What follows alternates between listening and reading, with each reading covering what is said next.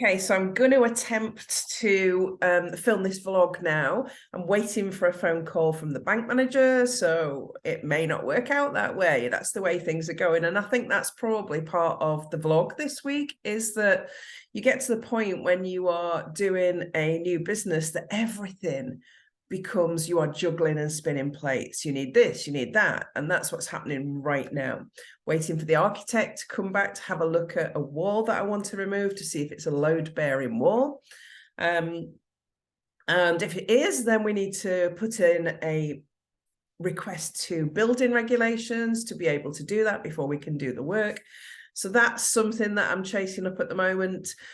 We are at a point where the valuations have come back in. So we've had this house valued and we've had the business next door valued, and the valuations have come in really favorably.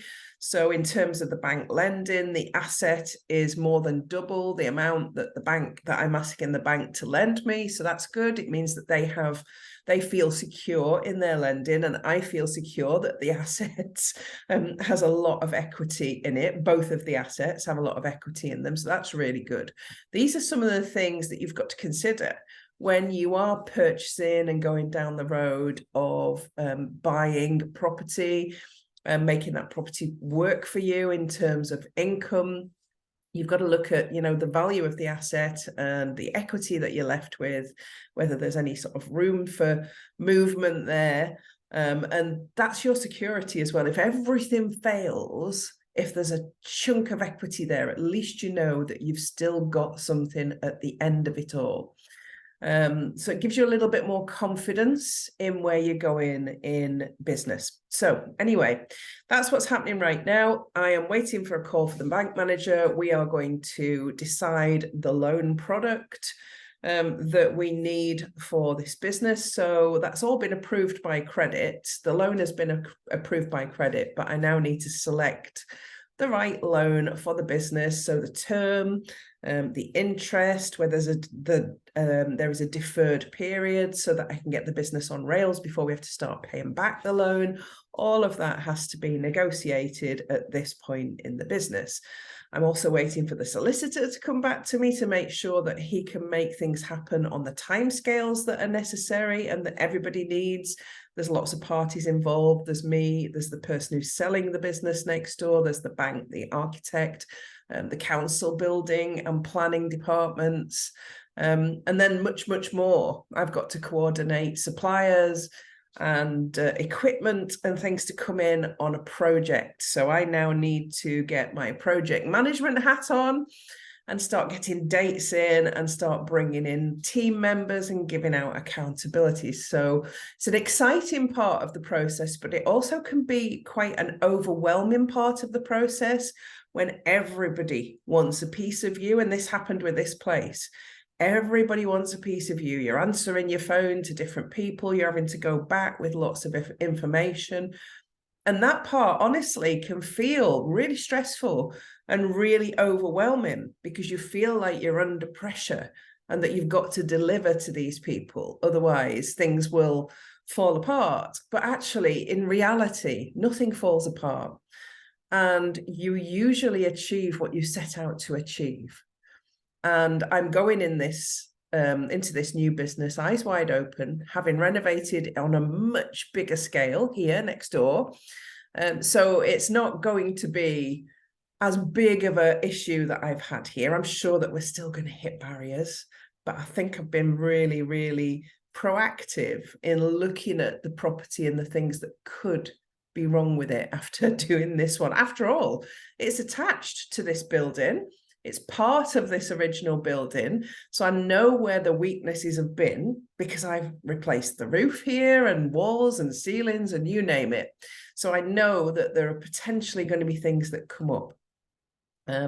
However, you have a finite budget as well. So whatever your budget is, you really need to try and stick to it. So you become the financial manager, the project manager, the main point of communication for everybody and everything. And yet, you know, for me, I'm still running my coaching business. I'm still running my bed and breakfast and retreat business. I'm still running my books and art and all the other things that I do. So the people that I have around me at the minute are essential to this happening and happening well.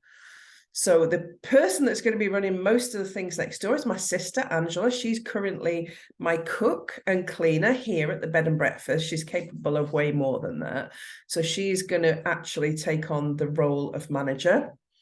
And she's going to be doing all the cooking for next door. And we will hire another cook, and we will hire servers, and we will hire cleaners. But at the minute, she's going to be the main person who is, if that's my messenger pinging, because this is what it's like. I've got things pinging into me all the time. So the phone is just like, that's my main tool at the minute. So my sister is, you know, it's good. We have a good working relationship because I've established boundaries with her. And this is important. I think it's worth talking about that, of, you know, the boundaries that you put in place with the people that are going to be involved in anything that you do. She knows that if I'm not happy with something, that I'm going to tell her, and that it's not personal, it's business. And because I've got very high standards, and how you do anything is how you do everything, I've said to her, look, I'm going to be picky. I am going to notice the things that you don't. That's my job as a leader and a business owner.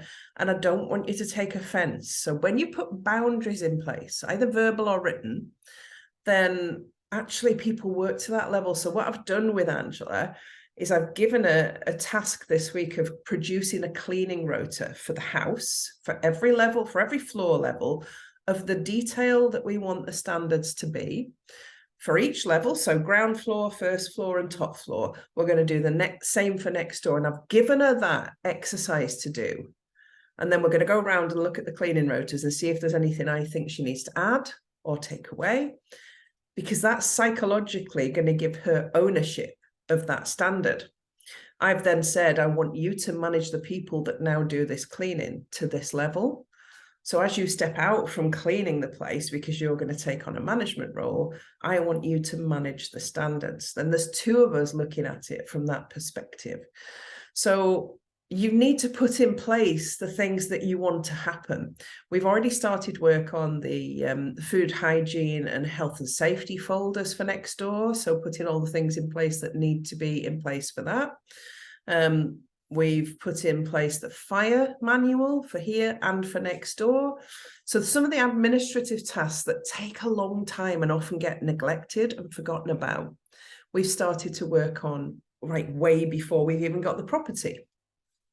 Because you don't want to leave these things till last minute. You really don't. Here's a lesson for you. Don't leave all this paperwork to the last minute. It's important. I've even done my advanced food hygiene so that both me and my sister Angela have advanced food hygiene level 2, because you need at least one person to have that when you've got a food business.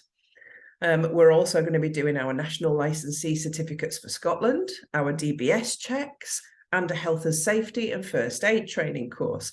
So we're both doing these things so that we've got good coverage for all those things, and we're taking care of our business, we're taking care of our staff, we're taking care of the potential growth that we're going to have when we start trading. So all of these things need to be considered.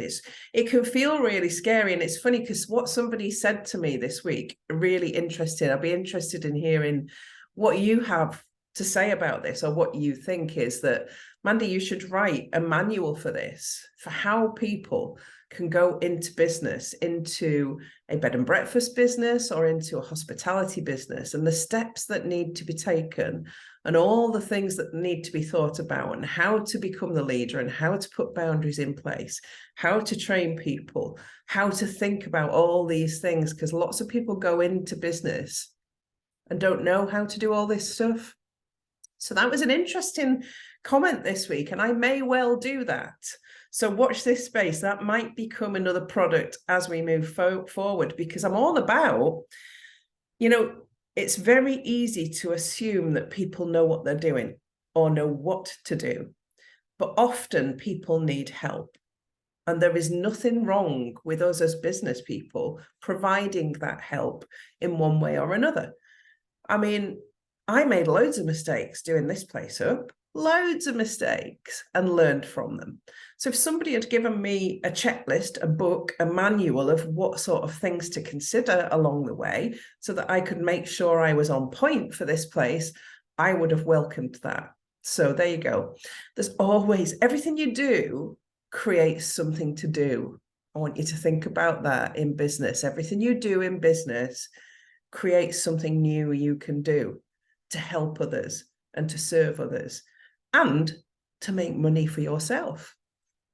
That's what we're in business for. We're not in business to be kind and nice to everyone. Well, we are, but we also need to be paid for the work that we do. And I think that's an important point as well. Do what you love, do it well, learn from it, and do it because you love it and you're passionate about it, but expect to be paid for it. And then you can eradicate those money mindset issues. I expect next door to be a success because I already know how I'm going to get it there. And I suppose that's another thing that I can share with you through this vlog is that when you own physical space, it is almost your duty to make that space pay for you. So look at, how many hours do you need to trade, but what can you do with the space outside of those hours? If you're only operating, 9 till 4 as a cafe or coffee shop, you've still got the space between 4 and midnight. Can you have workshops running it? Can you do things, activities? Can you do private parties? A lot of people have physical space and don't squeeze every last drop of bookings out of them, out of possibilities, of entrepreneurial ideas out of them. So here's some of the things that we're going to be doing next door. We're actually going to be, our opening hours are going to be 10 till 7, 7 days a week. We're not going for the breakfast trade. We're going for the early evening trade, sort of mid-morning, afternoon teas, lunches, and early evening trade. But I'm going to do private parties between 7 and 10 p.m. so that people can book their birthday parties or hen do's and have the whole place and hire the whole place for the night. We will do art exhibition launches with sort of evening cheese and wine parties, maybe gin tastings. That's why we're going for a license. And actually maximize that space next door and how we can make money from it. Because there's a lot of expense when you've got a physical building. I'm buying it, but I'm borrowing money off the bank, so I've got to pay that back. The council charge you for refuse pickup. You have to pay for all your water. You have to pay for all your utilities, and at a higher price than if it's a residential property. Everything costs more money. Then you're going to be inspected by trading standards, so you've got to meet all those standards. It's a constant cost to your business. Therefore, you've got to be looking all the time as, am I making the amount of money that has the potential, the building has the potential to bring for me? And a lot of people don't consider that. And also, how am I going to target quiet times to make sure that people are coming in and the footfall is good and that I'm making money? So some of the things that we plan to do next door is we have a food bank 2 doors down. I've already been in to see the food bank.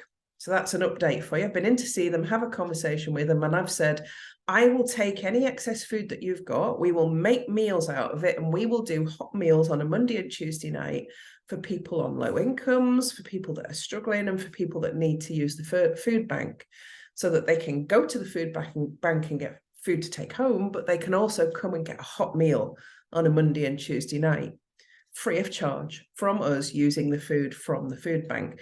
So we've already had that agreement and had that meeting, and that puts the place in the local community.